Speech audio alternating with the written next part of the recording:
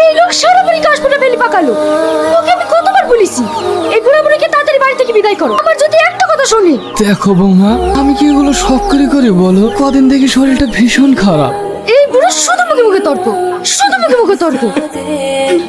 আমি তোমাকে কতবার বললাম এত অত্যাচার সহ্য না করে চলো আমরা কোথাও চলে যাই। দেখো, আমরা বাপ মা, সন্তান যতই ভুল করুক না কেন, আমরা কি তাকে ছেড়ে থাকতে পারবো?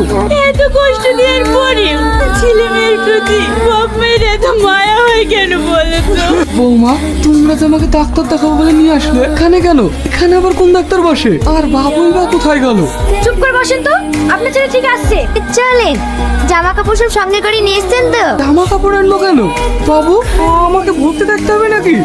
হ্যাঁ, আপনার ছেলে আপনাদেরকে বৃদ্ধাশ্রমে রেখে যাচ্ছি। আজ থেকে আপনাদেরকে এখানেই থাকতে হবে। আরে তোমাদের এখানে কোনো অসুবিধা হবে না, আমি মাসে মাসে টাকা পাঠিয়ে দেবো।